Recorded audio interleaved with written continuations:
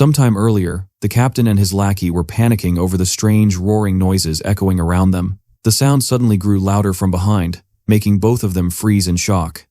Out of nowhere, a pack of disgusting lumps of flesh came charging toward them, each one twisting and writhing like meat come to life, ready to chew them down. The captain, completely horrified, instinctively tried to shout at his lackey to run, but the lackey pointed out that escape was impossible now. They had already been surrounded, trapped by a sea of flesh on all sides.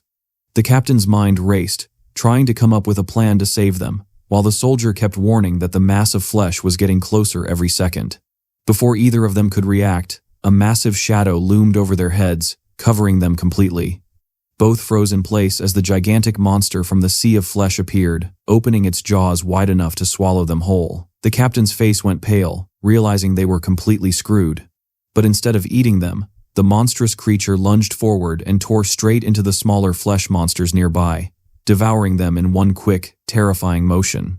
The smaller flesh creatures panicked, watching one of their own get eaten alive, and immediately tried to scatter, but the giant monster wasn't planning to let anyone escape.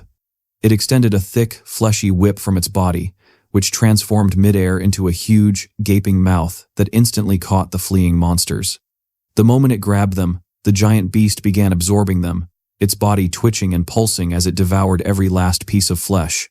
The captain and his lackey just stood there, frozen like sitting ducks, unable to process what they were seeing.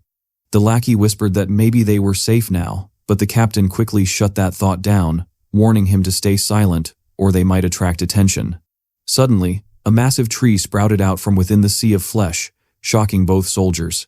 Before they could even react, a voice echoed from the air, telling them not to be stupid. Every move they made could be seen. Both soldiers freaked out, terrified, trying to figure out who or what was speaking. A moment later, Brother Feng emerged from the sea of flesh itself, his presence sending chills down their spines. The soldiers could barely stand straight, trembling in fear as they stared at him, confused about who or what he even was. Then Big Boss Xiaoyang appeared beside them, casually explaining that the being standing before them was none other than the sea of flesh itself. The soldiers' panic only grew worse after hearing that.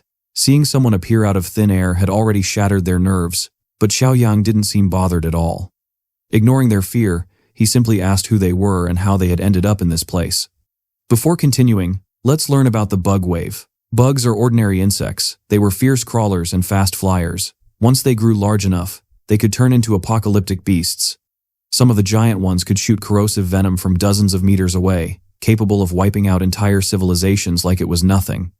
But there were new types too, brain bugs. These were far worse. They could enslave their captured targets, and their coordination skills made them function even better than humans. Realizing the horror of what that meant, Xiaoping felt a chill settle in her chest. Being a scientist, she quickly understood the scale of danger they were facing. She explained to the others that these were eusocial species, the kind like ants, bees, and termites that had no individual desire and lived solely for the collective. Their unity made them unstoppable, terrifying creatures driven by pure coordination instead of emotion. Yang Bing tried to shift the mood by talking about the hardships they had already faced, but before anyone could respond, a loud thud echoed from above.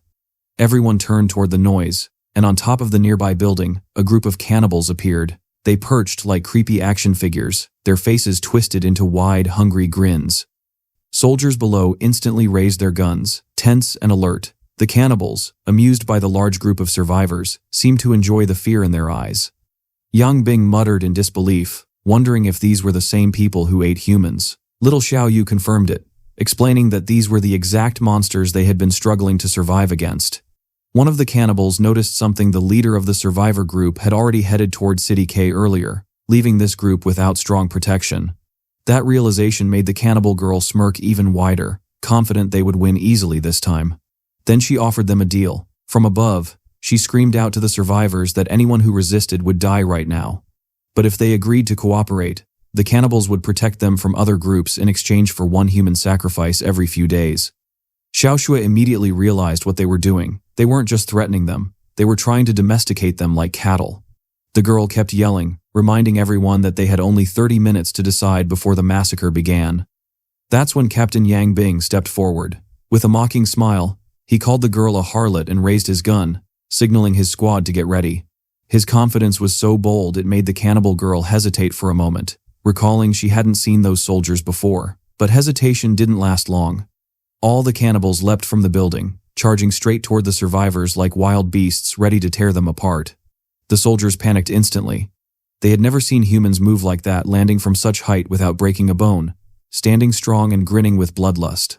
Realizing these weren't normal enemies, the soldiers opened fire, trying to rip every bit of flesh off these freaks, but the bullets barely worked. The cannibals took the hits like metal, charging forward through the gunfire, showing no sign of pain, no hesitation, just pure madness. Captain Yang Bing shouted for everyone to retreat back into the base, but before he could move, one of the cannibals rushed right into his face, ready to claim him as the first kill. The captain froze, his mind blank, but before the cannibal could strike, something sharp, thick, and powerful shot straight through its chest. Blood splattered across the captain's face as the creature dropped lifeless. The surviving cannibals froze in confusion, backing away as they saw what had appeared before them. It was Daddy Shegsy, aka Tentacle Monster, still holding his victim's corpse tangled in his long, twisted tentacles.